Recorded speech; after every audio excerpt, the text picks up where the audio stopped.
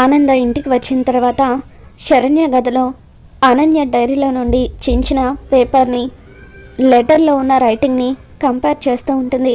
ఆ రెండు రైటింగ్ ఒకేలాగా ఉండడంతో అనన్యని ఈ కుట్ర అంతా చేసిందన్న విషయం ఆనంద భైరవికి తెలిసిపోతుంది. ఇక అనన్య ఆనంద గదిలో ఒంటరిగా ఉండగా, ఏంటత్తయ్య గారు, మేమందరం ఎంత చెప్తున్నా వినిపించుకోకుండా నా కోడలు బంగారం, తను ఏ తప్పు చేయదు అని చెప్పి తన దగ్గరికి వెళ్ళారు కదా, ఇప్పుడు ఏం జరిగింది? మీ కోడలు మిమ్మల్ని చీకొట్టి పంపించిందా అని చెప్పి వెటకారంగా ఆనందతో మాట్లాడుతూ ఉంటుంది.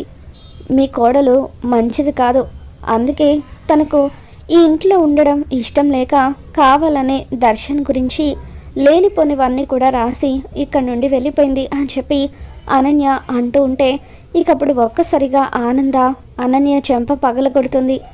అదేదో చేస్తే మధ్యలో నన్ను కొడతారేంటి అత్తయ్య గారు అని చెప్పి అనన్య అంటూ ఉంటే, ఇక చాలు ఆపవే నీ నాటకాలు.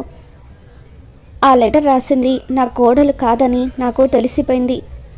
ఈ లెటర్ రాసింది నువ్వే కదా. ఒక్కసారి ఈ రెండు రైటింగ్స్ని కంపేర్ చెయ్యి. ఇది నేను శరణ్య గదికి వెళ్ళినప్పుడు అక్కడ ఉన్న నీ డైరీలో నుండి చించి తీసుకువచ్చిన పేపర్. ఈ పేపర్లో ఉన్న రైటింగ్, ఈ హ్యాండ్ రైటింగ్ రెండు ఒకే విధంగా ఉన్నాయి. అంటే నా కోడలి మీద కావాలని నిందలు వేసి తనను ఇంటి నుండి వెళ్ళిపోయేలాగా చేసింది నువ్వే కదా అని చెప్పి ఆనంద భైరవి అంటూ ఉంటుంది. ఏం మాట్లాడుతున్నారండి మీరు? నా రైటింగ్ లాగా ఉన్నంత మాత్రాన అది నేను రాసినట్టు అయిపోతుందా అని చెప్పి అనన్య అంటూ ఉంటే, ఇక చాలు ఆపవే నీ నాటకాలంటూ ఆనంద భైరవి ఇక అలా అనన్య గొంతు పట్టుకుంటుంది. చూడు, నువ్వు నా కూతురి విషయంలో జోక్యం చేసుకున్నావు, మా తోటి కోడల విషయంలో జోక్యం చేసుకున్నావు, మా మధ్య అపార్థాలు సృష్టించాలని చూసావు. అప్పుడు కూడా నిన్ను క్షమించి నేను వదిలేశాను. అప్పుడు ఎందుకు తప్పు చేశానా అని ఇప్పుడు ఆలోచిస్తున్నాను.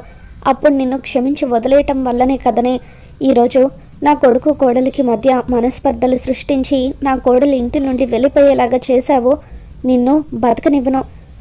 నా కొడుకు కోడలికి సంతోషం లేకుండా చేసిన నిన్ను బతకనివ్వనని చెప్పి అలా అనన్య గొంతు పట్టుకొని ఆనంద నులుముతూ ఉంటే అప్పుడే అక్కడికి లీలావతి వస్తుంది. అమ్మ ఆనంద వదులమ్మా, పాపం అనన్య ఏం చేసిందని తన గొంతు పట్టుకున్నావు అని చెప్పి లీలావతి అంటూ ఉంటుంది. అత్తయ్య గారు, మీరు రావడం కొంచెం ఆలస్యం అయ్యి ఉంటే చిన్నత్తయ్య గారు నన్ను చంపేసి ఉండేవారు అని చెప్పి అనన్య దగ్గుతూ ఉంటుంది. అమ్మ అనన్య, ఇలా రా, కొంచెం వాటర్ తాగు అని చెప్పి లీలావతి అనన్యకు వాటర్ తాగిస్తుంది. అయినా ఆనంద, ఏమిటి ఈ ఆవేశం? నీ కోడలు చేసిన తప్పుకి మధ్యలో నా కోడల్ని ఎందుకు బలి చేస్తున్నావు అని చెప్పి లీలావతి అంటూ ఉంటుంది. అక్క, నీకు ఈ అనన్య సంగతి పూర్తిగా తెలీదు. కావాలనే శరణ్యను మనమంతా అపార్థం చేసుకునేలాగా చేసింది. శరణ్యకు దర్శన్కి మధ్య అపార్థాలు సృష్టించింది కూడా ఇదిగో ఈ అనన్యని అని చెప్పి లీలావతితో ఆనంద అంటూ ఉంటుంది. దాంతో లీలావతి, అమ్మ ఆనంద, అనన్య చాలా మంచిదమ్మా. తన చెల్లెలు ఇంటి నుండి వెళ్ళిపోతే ఎలాగైనా సరే తనను బతిమలాడైనా బలవంతంగా మళ్ళీ ఈ ఇంటికి తీసుకొస్తానని, వాళ్ళ కాపురాన్ని చక్కదిద్దుతానని నాతో చెప్పింది. అటువంటి అనన్య సొంత చెల్లెల కాపురాన్ని ఎందుకు నాశనం చేయాలనుకుంటుందని చెప్పి లీలావతి అంటూ ఉంటుంది. అయ్యో అక్క, నేను చెప్పేదే నిజం. కావాలంటే నా దగ్గరున్న ఈ ప్రూఫ్ చూడు. ఈ రెండు లెటర్స్లో ఉన్న హ్యాండ్ రైటింగ్ ఒకే విధంగా ఉంది. ఇది అనన్య డైరీలో ఉన్న పేజ్. ఈ రెండు రైటింగ్స్ ఒకేలాగా ఉన్నాయంటే అనన్య ఈ లెటర్ రాసిందనే కదా అని చెప్పి ఆనంద అంటూ ఉంటుంది. కావాలని శరణ్య దర్శన్ల మధ్య చిచ్చు పెట్టాలని అనన్య ఈ విధంగా చేసిందని చెప్పి ఆనంద అనన్య చేసిన కుట్ర అంతా ఇంట్లో అందరి ముందు బయట పెట్టడంతో ఇకప్పుడు రోహిత్ ఒక్కసారిగా అనన్య చెంప పగలగొడతాడు. ఏంటి అనన్య ఇదంతా? పిన్ని చెప్పింది నిజమా? ఆ లెటర్ నువ్వే రాసావా? మర్యాదగా నిజం చెప్పు, లేకపోతే చంపేస్తాను అని చెప్పి రోహిత్ అంటూ ఉంటాడు.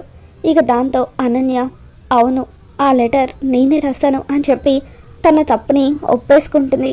ఇక దాంతో లీలావతి కూడా, ఇన్ని రోజులు నువ్వు మంచిదానిలాగా నటిస్తూ ఉంటే నిజంగానే మా మీద అభిమానంతో ప్రేమతో ఇదంతా చేస్తున్నావేమో అనుకున్నాను, కానీ మనసులో ఇంత విషం పెట్టుకొని పైకి మంచిదానిలాగా నటిస్తున్నావని అస్సలు ఊహించలేకపోయానని చెప్పి అనన్యని చీ కొడుతూ ఉంటారు. నువ్వు చేసిన తప్పుకి నీకు శిక్ష ఏంటో తెలుసా? ఈ రోజు నుండి నీకు ఈ ఇంట్లో ఉండే అర్హతే లేదు, మర్యాదగా నా ఇంట్లో నుండి బయటకు నడువు అంటూ ఆనంద అనన్యని బయటకు గెంటేస్తూ ఉంటుంది. అత్తయ్య గారు, దయచేసి మీరైనా చిన్న అత్తయ్య గారిని ఆపండి, నన్ను బయటకు గెంటొద్దు, తెలియక తప్పు చేశాను, ఇంకెప్పుడు కూడా ఇలా జరగదు అని చెప్పి అనన్య బతిమలాడుతూ ఉంటే అప్పుడు లీలావతి ఏమీ మాట్లాడకుండా మౌనంగా ఉండిపోతుంది. ఏమండి, కనీసం మీరైనా చెప్పండి అని చెప్పి రోహిత్ని అనన్య బతిమలాడుతూ ఉంటుంది. ఇక అప్పుడు రోహిత్, ఈ విషయంలో నేను కూడా ఏమీ చేయలేను అనన్య, నువ్వు లిమిట్స్ని క్రాస్ చేస్తావు, మా పిన్ని చెప్పినట్టుగా నువ్వు జాగ్రత్తగా ఉండుంటే ఇప్పుడు నీకు ఈ పరిస్థితి వచ్చేదే కాదు. ఇటువంటి మనస్తత్వం ఉన్న నువ్వు ఈ కుటుంబంలో ఉంటే ఖచ్చితంగా ఈ కుటుంబంలో నీ వల్ల గొడవలు వస్తాయి. అందుకే నువ్వు నా భార్యగా ఉండడానికి ఇకపై నేను ఒప్పుకోను అని చెప్పి రోహిత్ కూడా అనన్యని బయటకు వెళ్ళగొట్టేస్తాడు. ఇక తర్వాత ఆనంద ఇంటికి వచ్చి శరణ్యతో మాట్లాడుతూ ఉంటుంది. అమ్మ శరణ్య, నువ్వు ఏ తప్పు చేయలేదని తేలిపోయింది. నువ్వు నిజం చెప్పకపోయినా ఆ లెటర్ ఎవరు రాశారో నేను కనిపెట్టేశాను. ఇక నువ్వు క్షణం కూడా ఈ ఇంట్లో ఉండాల్సిన అవసరం లేదు, పదమ్మ మన ఇంటికి వెళ్దామని చెప్పి అంటూ ఉంటే, లేదత్తయ్య గారు, నేను తప్పు చేశాను అని చెప్పి శరణ్య అంటూ ఉంటుంది. నేను దర్శన్ గారికి దగ్గర అవ్వడం కోసం ఆయన తినే భోజనంలో భార్యాభర్తలు దగ్గర అవ్వడానికి వాడే మందుని కలిపాను. ఆ మందు వల్లే ఆ రోజు ఆయనకు వాంతులు అయ్యాయి. దాంతో ఆయన నన్ను ఆ రోజు నుండి పూర్తిగా అసహించుకుంటున్నారు. తను ప్రేమించిన సమీరతోనే కలిసి బతకాలని, తనతోనే జీవితం కావాలని ఆయన కోరుకుంటున్నారు. అందుకే నేను ఆయన జీవితంలో నుండి వచ్చేసాను.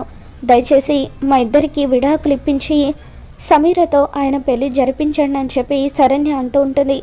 దాంతో ఆనంద, అమ్మ శరణ్య, దర్శన్ అమాయకుడమ్మ, ఆ సమీర మోసగత్తే, ఆ సమీర మాటలు నమ్మి వాడు అదే నిజమైన ప్రేమ అనుకుంటున్నాడు. కానీ అసలైన ప్రేమ అంటే నీది. నువ్వు దర్శన్ నుండి దూరంగా వచ్చేస్తూ కూడా దర్శన్కి నీకు ఇలా గొడవైందని ఒక్క విషయం కూడా దర్శన్ గురించి చెడుగా నాతో చెప్పలేదు. నీలో నువ్వు బాధని అనుభవిస్తూ దర్శన్ సంతోషాన్ని కోరుకున్నావు. నీలాంటి ఉత్తమరాలు వాడి భార్యగా లభించడం నిజంగా వాడి అదృష్టం.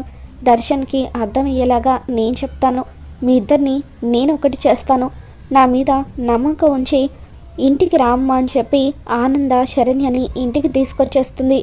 తర్వాత ఆనంద దర్శన్తో, నేను నీతో ఒంటరిగా మాట్లాడాలని చెప్పి శరణ్య గురించి మాట్లాడుతూ, నాన్న దర్శన్ చూడు, శరణ్య చాలా మంచిది నాన్న, ఏదో అమాయకత్వంతో నీకు దగ్గర అవ్వాలని తను ఆ మందు తీసుకొచ్చి నీకు భోజనంలో కలిపి పెట్టింది, కానీ నీ ప్రాణాలు తీయడానికి కాదు నాన్న. శరణ్య నాకు జరిగింది మొత్తం కూడా చెప్పింది. ఇక మీదటైనా నువ్వు శరణ్యని అర్థం చేసుకో అని చెప్పి ఇంకెప్పుడు కూడా ఆ అమాయకురాల్ని బాధ పెట్టొద్దు అంటూ ఆనంద దర్శన్కి చెబుతుంది. మీ ఇద్దరి మధ్య ఇప్పటి వరకు సఖ్యత లేదని నాకు అర్థమైంది. కాబట్టి నేను ఒక నిర్ణయం తీసుకున్నాను. ఈరోజే మీ ఇద్దరికి కార్యం జరిపించబోతున్నాను. నేను ఆల్రెడీ పంతులు గారితో మాట్లాడాను. ఈరోజు రాత్రికి ముహూర్తం బాగుందని అన్నారు. కాబట్టి ఇకనైనా మీ ఇద్దరూ కలిసి సంతోషంగా కొత్త జీవితం ప్రారంభించండి అని చెప్పి ఆనంద దర్శన్కి శరణ్యకి చెబుతూ ఉంటుంది. మరి రాబోతున్న ఎపిసోడ్లో ఏం జరగబోతుందో మళ్ళీ మన ఛానల్లో తెలుసుకుందాం. ఈ వీడియో మీకు నచ్చినట్లయితే లైక్ చేయండి.